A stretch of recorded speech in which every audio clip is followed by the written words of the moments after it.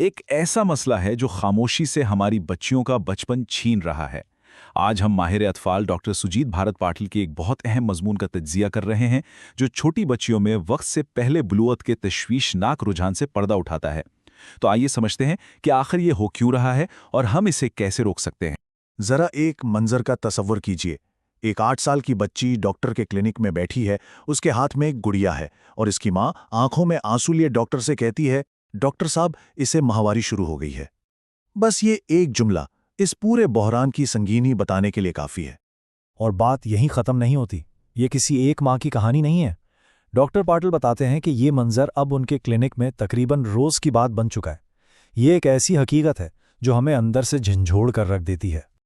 और यही तो असल अलमिया है। जिस उम्र में बच्चियों को रस्सी कूदनी चाहिए, बेफिक्री से खेलना चाहिए, उस उम्र में वो सैनिटरी पैड्स और पेट के दर्द जैसी जिस्मानी और जज्बाती तकलीफ़ें झेल रही हैं। उनका बचपन उनसे छीना जा रहा है। यहाँ डॉक्टर पाटिल एक बहुत ही तल्ख मगर शायद सबसे ज़रूरी सवाल पूछते हैं। क्या हम वाकई अपने बच्चों की परवरिश कर रहे हैं या फिर हकीकत कुछ और है जिसे हम जानबूझकर नज़रअंदाज कर रहे हैं? ज़रा इस फ़र्क को देखिए। एक तरफ है बच्चों की कुदरती सेहतमंद नशोनुमा और दूसरी तरफ है उन्हें मसनूई तौर पर मोटा करना। डॉक्टर पाटिल इसकी मिसाल पोल्ट्री फार्म की ब्रायलर मुर्गी से देते हैं, जिसे सिर्फ 40 दिन में बड़ा कर दिया जाता है। ये मुवाजना सख्त ज़रूर है, मगर शायद यही वो झटका है जिसकी हमें ज़रूरत है। तो समझने की बात यह है कि ये जो तेज़ रफ्तार जिस्मानी तब्दीली है ना, ये कोई सेहतमंद ग्रोथ हरगिज़ नहीं है। डॉक्टर के मुताबिक ये जिस्म की सूजन है, एक ऐसी हालत जो बता रही है कि जिस्म शदीद दबाव का शिकार है। तो सवाल ये है कि आखिर इस बुहरान की जड़ें कहाँ हैं? चलें एक एक करके इन 3 बड़े मुजरिमों को बेनकाब करते हैं जो हमारे ही घरों में हमारी रोज़मर्रा की आदतों में छुपे बैठे हैं। तो पहला मुजरिम अक्सर फैमिली टाइम का चोला पहनकर हमारी जिंदगी में दाखिल होता है। जरा सोचिए, वीकेंड पर खाया जाने वाला वो पिज़्ज़ा क्या वाकई फैमिली को जोड़ रहा है, या ये हमारी बच्चियों की सेहत के लिए एक पोशीदा खतरा बन चुका है? देखें, इसके पीछे साइंस बहुत सादा है। पिज़्ज़ा जैसे प्रोसेस्ड फूड्स जिस्म में चर्बी बढ़ाते हैं, और जिस्म में चर्बी जितनी ज़्यादा होगी, एस्ट्रोजन हार्मोन भी उतना ही ज़्यादा पैदा होगा। सीधा सा हिसाब है। और ये इजाफी ईस्ट्रोजन एक बच्ची के नाजुक दिमाग को एक बहुत ही खतरनाक और बिल्कुल गलत पैगाम भेजता है। तुम्हारा बचपन खत्म, अब तुम एक औरत हो। ये जिस्म की कुदरती घड़ी को जबरदस्ती तेज भगाने जैसा है। अच्छा, अब आते हैं दूसरे मुजरिम की तरफ। और ये मुजरिम तो शायद इस वक्त भी हमारे किचन में मौजूद हो। क्या वो फैंसी प्लास्टिक का लंच बॉक्स, जिसे हम स्टील पर तरजीह देते हैं, वाकई इतना बेज़रर है जितना हम समझते हैं? होता यह है कि जब गर्म खाना प्लास्टिक के डब्बे में डाला जाता है तो जीनो एस्ट्रोजेंस नामी केमिकल्स इसमें घुल जाते हैं। ये केमिकल, आप समझें कि ये नक्काल हैं।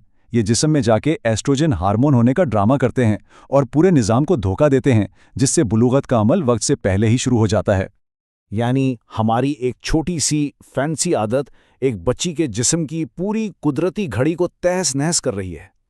और तीसरा मुजरिम, हैरानी की बात यह है कि ये वो ग़िज़ाएं हैं जिन्हें हम अक्सर सेहतमंद समझकर अपने बच्चों को खिलाते हैं। बाजारी चिकन और दूध। देखें, सनती फार्मिंग में चिकन को जल्द बड़ा करने के लिए ग्रोथ हार्मोन्स और ज़्यादा दूध के लिए ऑक्सीटोसिन के इंजेक्शन लगाए जाते हैं।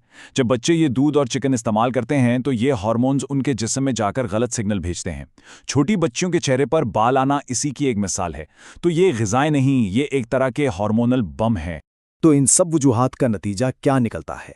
अब हम बात करेंगे इस मसले के सबसे तकलीफदेह पहलू पर, ऐसे नाकाबिले तलाफी असरात पर जो जिस्मानी और जज्बाती दोनों तरह से गहरे जख्म छोड़ जाते हैं। ये एक ऐसा खौफनाक सिलसिला है जिसे रोकना तकरीबन नामुमकिन हो जाता है। जैसे ही माहवारी वक्त से पहले शुरू होती है, हड्डियों की ग्रोथ प्लेट्स भी वक्त से पहले जुड़ जाती हैं, और इसका मतलब होता है कि जिस्मानी कद का बढ़ना हमेशा के लिए रुक जाता है। फिर वाहिद इलाज हार्मोन सप्रेशन थेरेपी रह जाता है। और ये थेरेपी होती क्या है? इसका मतलब है अगले 3 से 4 साल तक हर महीने एक मोटी और तकलीफदेह सुई का इंजेक्शन लगवाना, सिर्फ इसलिए कि माहवारी को रोका जा सके और कद कुछ और बढ़ने का मौका मिले। ज़रा इस दर्द और खौफ का तसव्वुर कीजिए। डॉक्टर पाटिल यहाँ वालिदैन को एक ऐसे सवाल के लिए तैयार करते हैं जो शायद उनकी बेटी मुस्तकबिल में उनसे पूछे, अम्मी अब्बू, आपने तब ध्यान क्यों नहीं दिया? क्या वो पिज़्ज़ा मेरी ज़िंदगी से ज़्यादा अहम था? इस सवाल का शायद कोई जवाब नहीं होगा। लेकिन मकसद खौफजदा करना नहीं, बल्कि अमल पर उकसाना है। अच्छी खबर यह है कि अभी भी देर नहीं हुई। डॉक्टर पाटिल कुछ बहुत ही सादा और काबिल अमल हल बताते हैं, जिनसे हम अपनी बच्चियों के बचपन को महफूज बना सकते हैं। ये 4 इकदामात बिल्कुल वाज़े हैं। पहला, अपने किचन से मैदा और चीनी जैसे सफ़ेद जहर को फ़ौरन बाहर निकालें। दूसरा, तमाम प्लास्टिक के बर्तनों को स्टील से बदल दें। तीसरा, बच्चों को ब्रॉयलर मुर्गी की तरह ना पालें, उन्हें मिट्टी और धूप में खेलने दें। और चौथा, याद रखें, मोहब्बत जताने का तरीका बच्चों को जहरीली चीज़ें खिलाना नहीं होता। ये सिर्फ मालूमात नहीं, ये एक इखलाकी जिम्मेदारी है। डॉक्टर पाटिल के मुताबिक इस पैगाम को अपने खानदान और दोस्तों तक पहुंचाना हम सबका फर्ज है। आपका एक शेर, आपकी एक बात शायद किसी बच्ची का बचपन तबाह होने से बचा ले। और आखिर में एक सवाल हम सबके लिए जो हमें खुद से पूछना चाहिए, क्या हमारे इर्द गिर्द भी ऐसी सूरत हाल नजर आ रही है? इस मसले पर गौर करना और बातचीत करना ही बेदारी की तरफ पहला कदम है।